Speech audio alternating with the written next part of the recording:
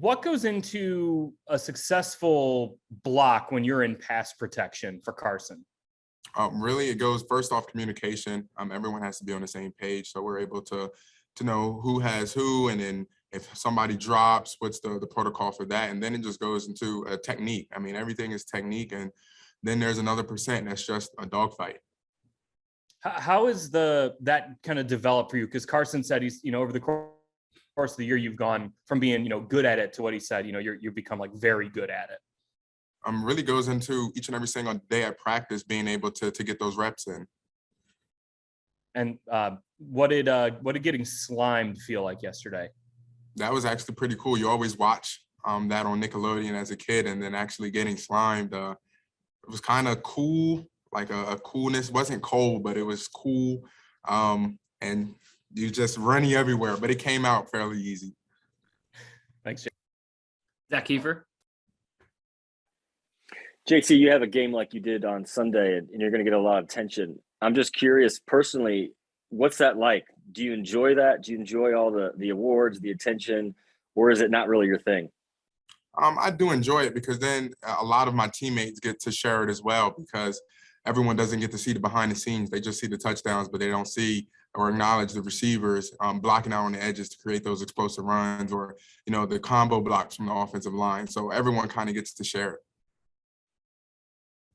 Yeah. Yeah, follow up to that. Is it important not to let all the increased attention be a distraction, and you're pulled in different directions, and you've got to remember sort of what you're doing and I guess why you're getting the attention? You don't really have to remember what you're doing, because if you're focused on your task at hand, which is getting to where you want to be at the end of the year, you're going to keep the main thing as the focus, and which is the work.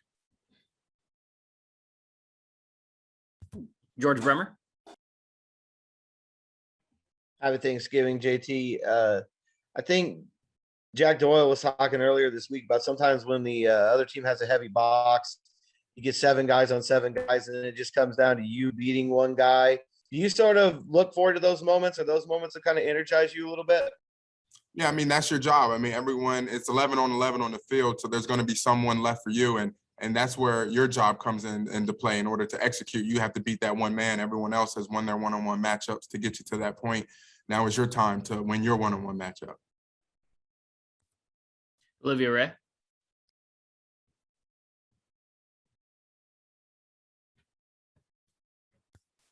Olivia. JT, happy Thanksgiving. I want a Thanksgiving question for you. What are you most grateful for right now, I guess in the year of 2021 as we celebrate this holiday? I'm most grateful for my health and my family. And then afterwards, I'm grateful for this team, grateful to be surrounded by such great veterans in the locker room, to be able to help me grow, not only as a person, but as a player. Joel Erickson. Hey, Jonathan. A lot of people have been talking about just how diverse your running game is and all the different concepts you guys use.